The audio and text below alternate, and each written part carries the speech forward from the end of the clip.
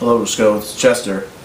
I've just been thinking about what you said, and you're right. It's time for me to move on. So, what do you got for me? I'm glad to hear that. Come to my house this Friday.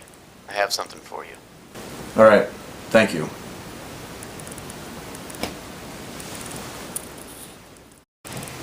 Chester, good to see you've made it. Thank you, Roscoe. I'm sure you recognize James Garfield, front runner for the Republican nomination.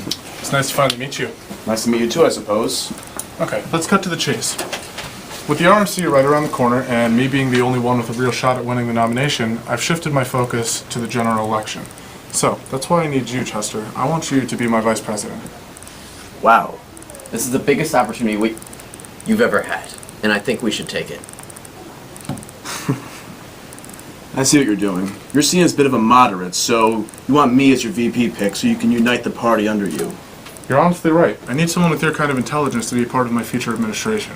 So, what do you say? Well, how could I possibly say no? Excellent.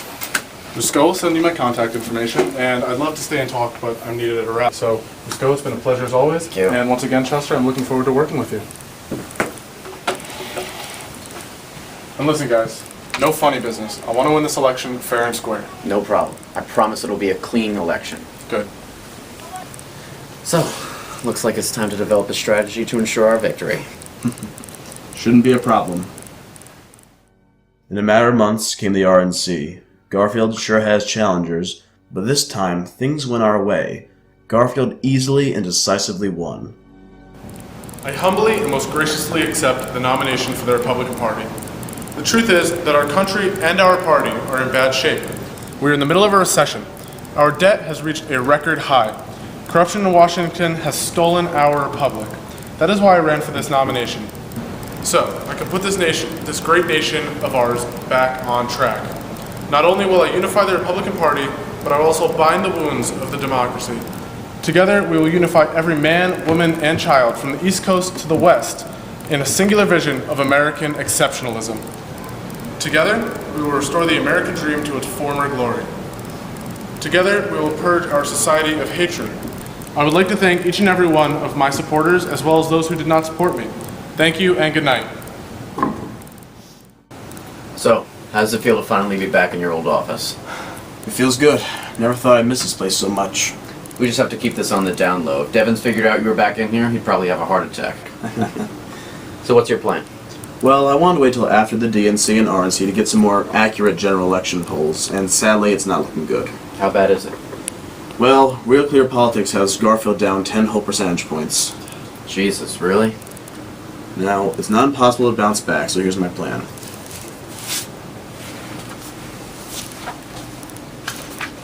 Charles Guiteau, huh?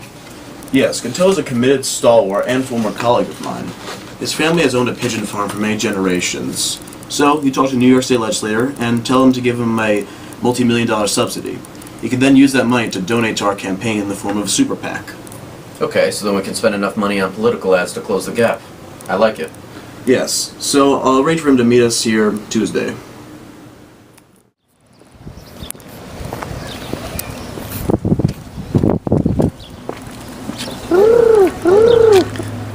Hello? Charles Guiteau. This is Chester Allen Arthur. We worked together 11 years ago at the same law firm. Oh yeah, Chester, what's up? Well, I heard you had some political ambitions, and I have an arrangement I think you'll like. Meet me at the New York Customs House at 5 on Tuesday. Okay. Now, Charles, you understand your role in all this, right? Yeah, no problem. I donate the subsidy to the Garfield campaign. Yes, and in return, Garfield will grant you the cabinet position. Who knows, maybe even Secretary of Treasury. Wow. Maybe in 8 years I'll even run for president. We'll have to see about that one. Well, thank you very much. Oh, Charles, wait. I've been doing extensive research on your history and found that 8 years ago, you had a drug addiction and were convicted of possession. Is this true? Listen, that's ancient history. I've been sober for over 3 years. Good. I'm glad to hear it.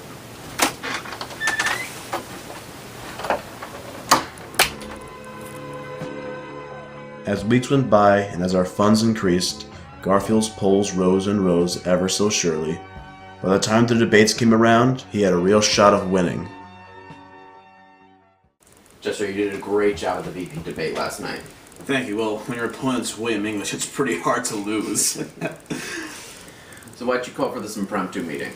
Well, I'm glad you asked. Garfield wanted me to pick his Secretary of State nominee, and his campaign manager gave me this list of names. Alright, so what are our options? Alright, first off, we got James Blaine. Oh my god. What? Blaine's a libertarian. True, but doesn't mean he's bad on foreign policy. Sure, but I just find that bunch to be kind of dumb. Everything they say is just my liberty, my freedom, my limited government. Not to mention the fact libertarians are typically pretty anti-patronage. Yeah, I suppose. Well, let's see. We also got Congressman Robert Owen. Owen? That's even worse. He's a socialist, for Christ's sake. He wants to eliminate all business. I don't care how good or bad he is on foreign policy. Somebody like that shouldn't have Garfield's ear. Who the hell is thinking of these choices? Yeah, well, Garfield's campaign is based on centrism and unity, so I suppose he just wants people from all over the political spectrum on his cabinet. Oh my god. Yeah, I agree, it's dumb. And his blind allegiance to centrism might hurt his administration if he gets elected, but, well, let's see what else we got. Alright, there's Putnam. Putnam, he's an evangelical. He's just one of those out-of-touch lunatics that's obsessed with his guns and his Bible. I'll pass. Alright, and Governor Griffin. He's a white nationalist. Alright, that's not fair. At worst, he's just a civic nationalist. Well, I guess after hearing all these choices, my Liberty Blaine's probably the best way to go, so that's what I'd do. Yeah, I suppose you're right. Well, thank you for your time. No problem. The general election finally reared its head around the corner. The media was dismissive of Garfield, believing he didn't have a chance. It was up to the country to prove them wrong. Thank you for joining us in our live coverage of the presidential election. We're now getting word that the polls are finally opening. Ladies and gentlemen, we are getting reports that New York just went to Garfield. It seems that all the people who said that Garfield couldn't win were right, as Hancock has just claimed Virginia, Missouri, and California. The path to victory is looking slim. It seems Garfield has pulled an unbelievable comeback by claiming Pennsylvania, Wisconsin, and Ohio. Hancock has only a 20-vote lead over Garfield, and since the next few states are red, Garfield has a clear path to victory. This has been one incredible campaign. First, I would like to thank Mr. Hancock for putting a good fight. And to all the supporters, I ask that you don't be sad. Rather, that you look forward to the future. We are on the precipice of a new chapter in American history. One of hope, optimism, and strength. I'm not just looking to be president to Republicans. I wish to be everyone's president. It's been a long night. Let's all get some much needed rest. Tomorrow's a new day.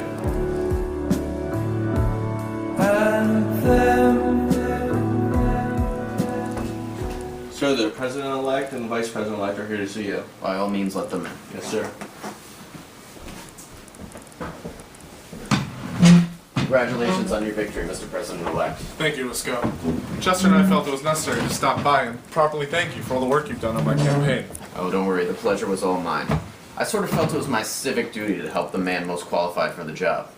So now that you're in, have you given any consideration to cabinet positions? Well, as you already know, we have James Blaine for Secretary of State. Yeah, I heard, but what about some of the other positions, like, say, Secretary of Treasury?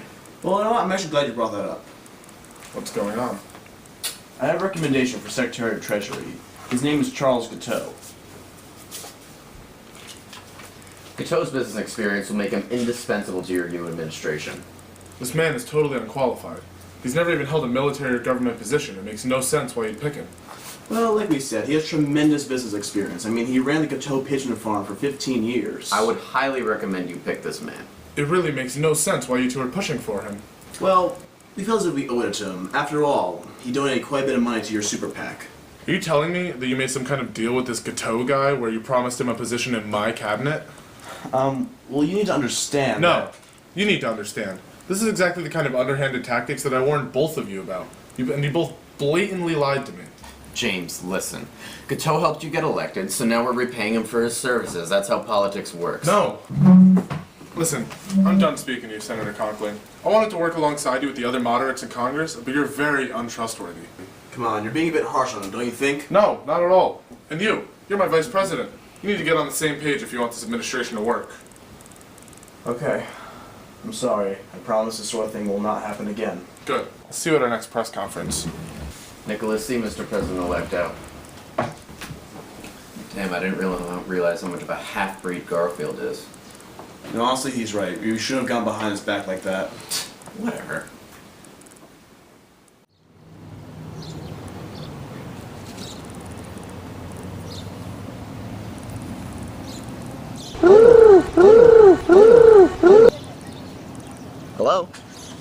This is President-elect Garfield.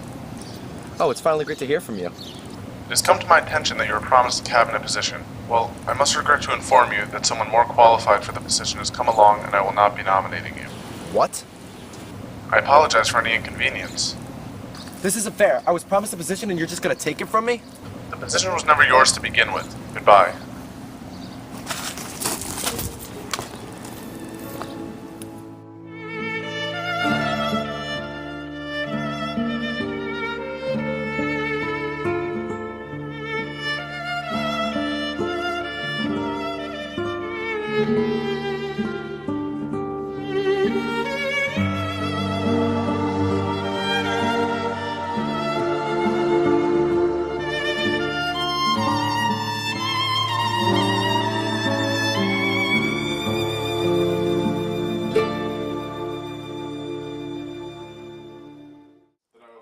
January 20th, 12 o'clock. James Garfield was sworn in to be president. 5 months later, a tragedy shocked the nation.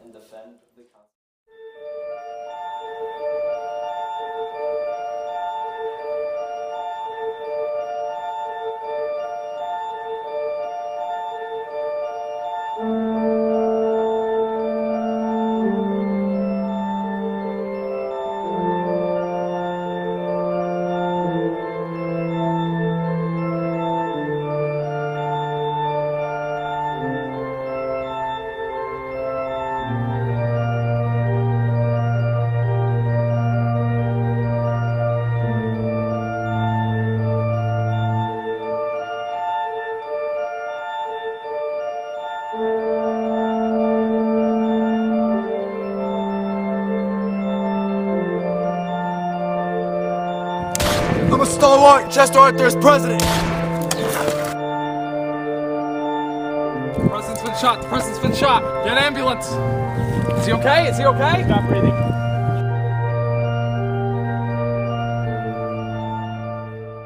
James Garfield was assassinated by Charles Guiteau while leaving his church. Guiteau's final words were, "I am a stalwart and Chester Arthur is president." Those chilling words made me realize who was really responsible for the president's death. Guiteau believed he was entitled to a cabinet position because of the favors he did for us. I was his true accomplice. At that moment, I realized everything I believed was wrong, that the system I helped create was rotten. Something had to change. I had to change. I, Chester Arthur, do solemnly swear I, Chester Arthur, do solemnly swear that I will faithfully execute the office of the President of the United States that I will faithfully execute the office of the President of the United States and to the best of my ability preserve, protect, and defend the Constitution of the United States. Preserve, protect, and defend the Constitution of the United States, so help me God. Citizens of America, I understand that we are all still in mourning over the sudden and tragic death of President Garfield. Not since Lincoln has our nation so collectively mourned. But President Garfield would have wanted us to move on. It is up to us, as the inheritors of his hopes and dreams, that we make them a reality. That's why, in the upcoming weeks, I'll be introducing comprehensive civil service reform. Government jobs must be awarded based on merit and not political favors. And the authority of the New York Customs House must be greatly reduced. Openness and honesty in government was one of President Garfield's dreams. And to anyone who loves this great land of ours, it should be a dream of yours as well. Thank you.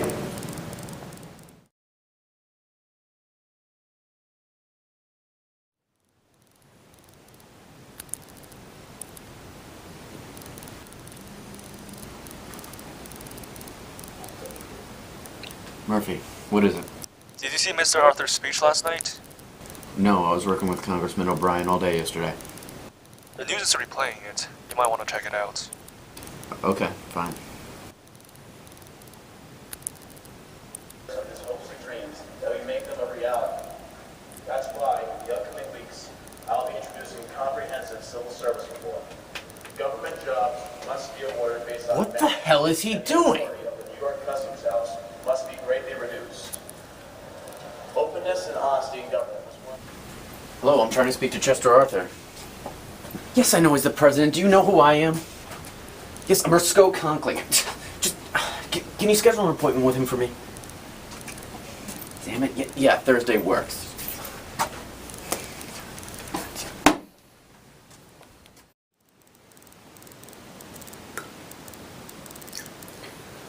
So I hope you realize I'm taking time out of my very busy schedule to meet with you. Then I'll try and make this brief, Mr. President. Just what the hell are you doing? I thought you became Garfield VP to undo the damage of Hayes, not expand on it. Just, have you lost your mind? Listen, our system is rotting and we let it rot. Can't you see that we've turned the United States democracy into an oligarchy? Listen, if this is about Garfield's death, Gateau murdered Garfield because he was a lunatic. Our hands are totally clean. Are they? Are they really? You know, if we never offered Gateau that position in the first place, he would have never assassinated Garfield. You're starting to sound like that cuck-servative Devins. You know, maybe Devins was right after all. Now, how is it fair that we can bribe people with government jobs? How is it fair that we can rig the system? You know that everything we did it for the greater good. How is me bribing senators helping a single mother put food on the table? I can't believe you betrayed me like this. You realize everything you have is because of me? I'm sorry, Briscoe, but I need to do this. And I hope we can still be friends after I leave office. Anyway, I need to leave now. Meeting with my Secretary of State over El Salvador. I'll see you around. Conkling did as expected and heavily lobbied against the Civil Service Act. I knew something drastic had to be done.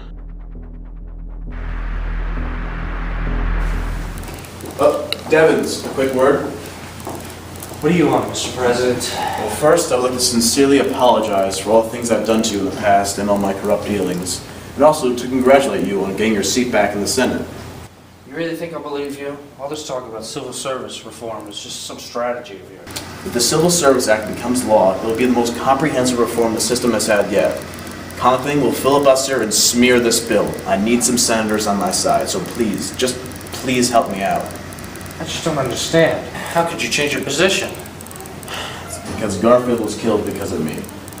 We made a deal with Charles Gateau, and Garfield refused to comply with the deal, so Gateau murdered him. You son of a bitch. That's why I need to do this. That's why I need your help to correct my mistakes. Fine. I'll help. Thank you. You're doing your country a great service. I'll get Senator Fillmore to meet with you. She's a big proponent of reform and will be glad to comply. Excellent. Senator Fillmore? Mr. President? Charles tells me you are serious about reform. Is this true? Yes, it is, which is why I need you. The bill has already passed the House, but it will die in the Senate unless we do something. Well, as you know, the Senate Majority Leader is sided with Conkling, so we may only get 30 Republican votes at best. Maybe we can get Senator Walker on our side. Walker, but he's a Democrat. This may be true, but he is the minority leader. He might be our only hope to get the votes we need. I guess you're right. I think I can convince him. After all, he is a personal friend of mine. All right, make it happen. I'm counting on you. So you met with Fillmore? Yes, and she'll be a tremendous help in getting the bill passed. There's still one big problem. Conkling is hell-bent on destroying us and that bill. Must be some way to get him out of the Senate. I think I have an idea. Hopefully he'll take the bait.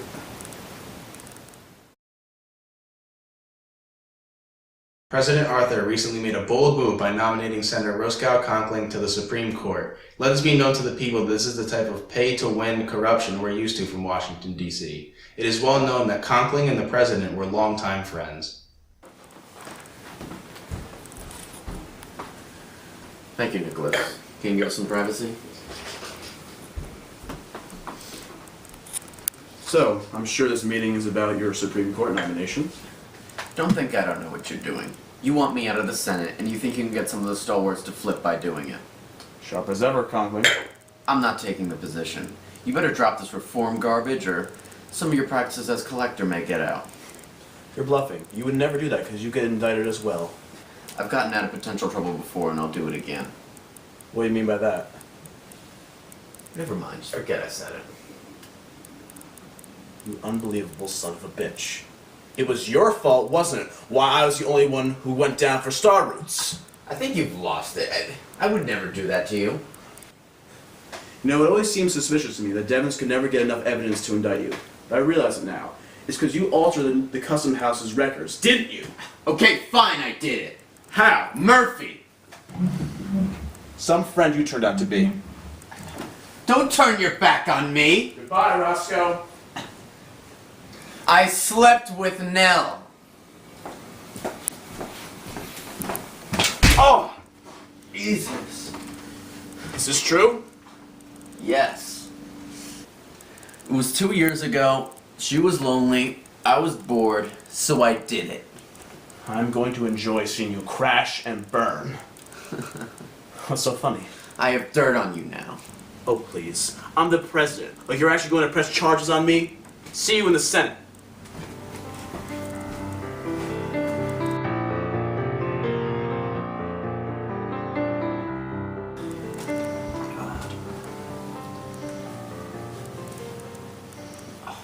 Sir, isn't this perfect for you? Not at all. But the president assaulted you. Isn't that an impeachable offense? Nicholas, you fail to see the big picture. President Arthur has not yet chosen a vice president yet. And if he were to be impeached, the Speaker of the House would become president. And J. Warren Keffer is far more radical than President Arthur. Not to mention it would just hand the Democrats the next election. It would just do more long-term damage.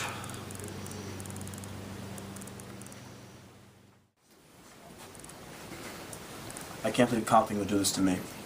Back then, I knew Conkling's hands weren't clean. In hindsight, I should have pursued him further. Don't worry about it, it's fine. But it's important that we reopen the investigation now and nail him. What evidence do we have? Murphy. What? Conkling got Stephen Murphy to alter the documents of the New York Customs House. Forget Star Roots. We can nail him on obstruction of justice. We just need Murphy to give a testimony. Just let me handle this and you work on passing the bill. Thanks, Charles. Here. This is Murphy's number. Call him for me. Thanks.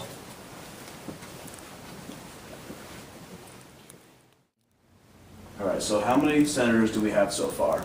48, just 3 shy of the majority. Damn. Wait, who are the 3 senators who haven't sided with us but are most likely to change their vote? That would be Russo from Philadelphia, Underwood from South Carolina, and Sharp from California. Okay, I have an idea. You go on all the mainstream news networks, Fox News, CNN, MSNBC, the works. You promote this bill, but you also say it'll help the economies of Philadelphia, South Carolina, and California. If enough of their constituents demand them to change their votes, the senators will have no choice but to appease them. Is this another one of your dirty tricks again? No, of course not. After all, there's nothing illegal about propaganda. All right, fine. I'll do it. Thank you. You know, this just might work after all.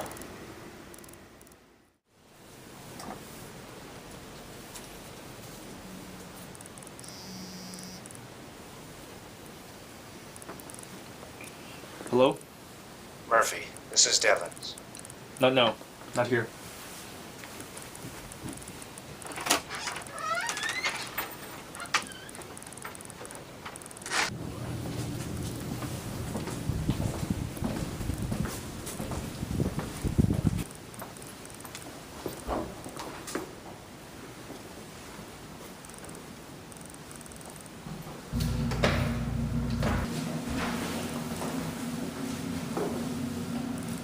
So what do you want?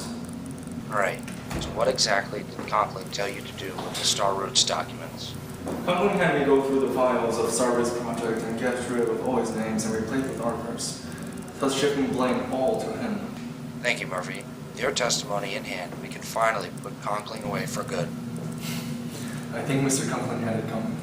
We will contact you later with further instructions.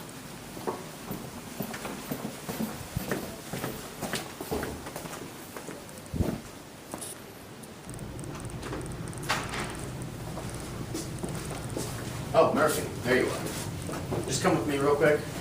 Got something very important to talk about. No problem.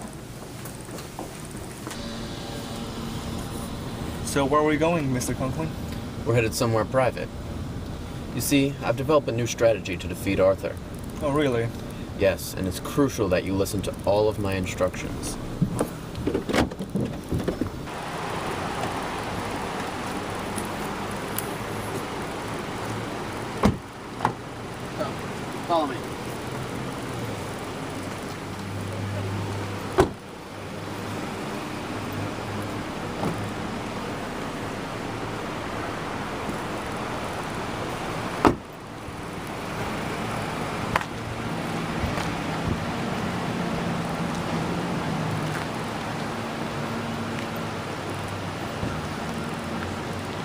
So I still don't understand why we're all the way out here. You see, Chester Arthur was a highly respected member of the Customs House. So I'm afraid there are some people there that may throw us under the bus for his sake.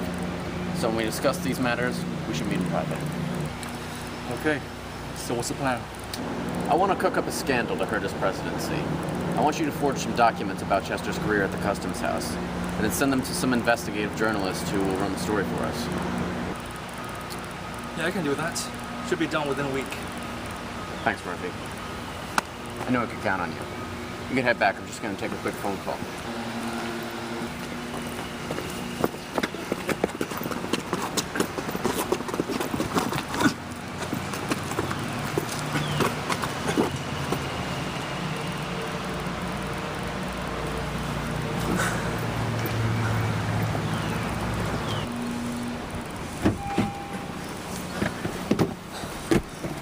Let's go.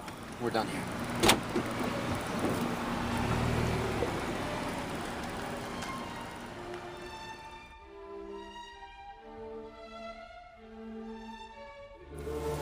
So, have you read the obituary? No. Murphy's dead. What? You don't think he... Oh, no, he did it. I always knew he was a bad man, but a murderer? Listen, you don't know Conkling like I do. He must have somehow figured out Murphy would testify against him and felt as if he was cornered. Jesus. It's time he gets what he deserves. I agree, but what evidence do we have? I mean, he's too careful.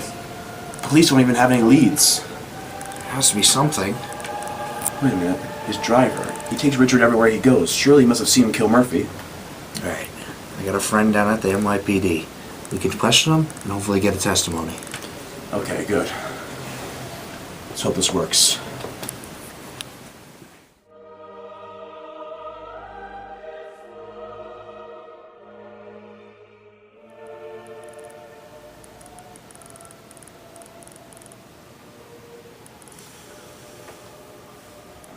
Mr. Rossell, my name is Detective Michael Grassi. Can you please come down to the station this afternoon at 2 o'clock? Thank you.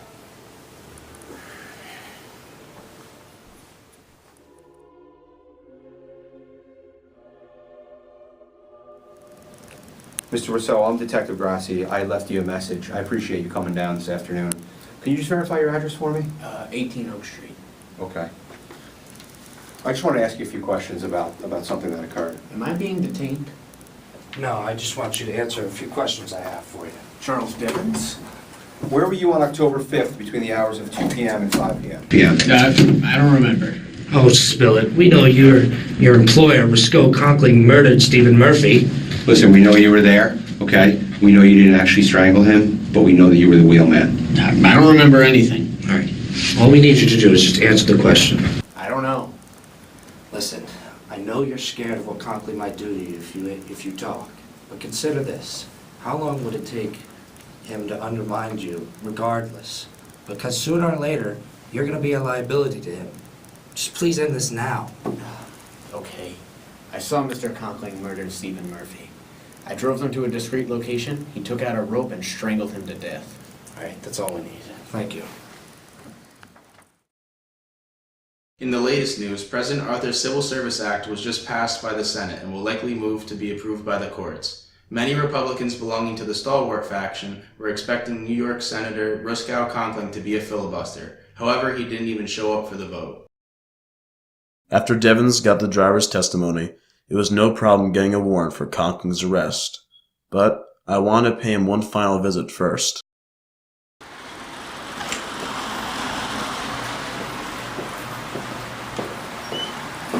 Sir, after your pockets. Gentlemen, please, wait here.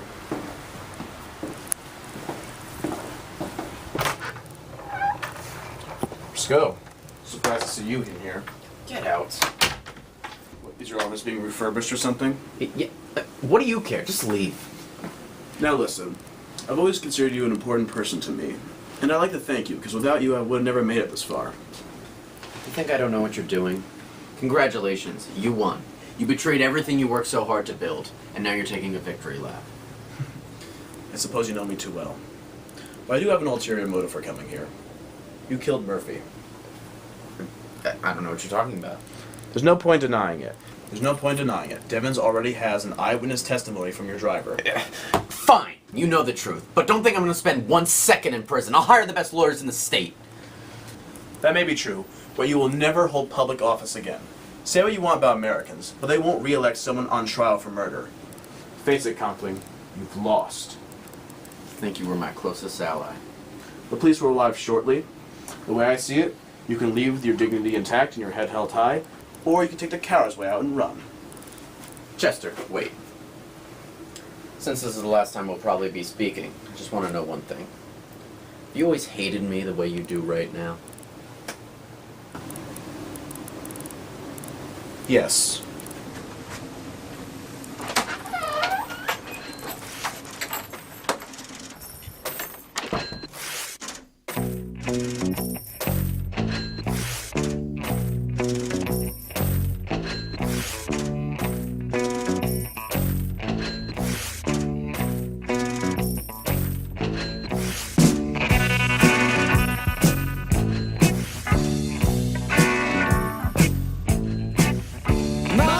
The New York Customs House, what was once the most powerful political machine, now a shell of its former self. All the real power in this country has returned to the people. Sure, behind the scenes corruption still happened, but the people have the power to make someone president. Unless you maintained a good relationship with the voters, you didn't make it very far in politics. For 4 years I served as President of the United States. My name is Chester Alan Arthur.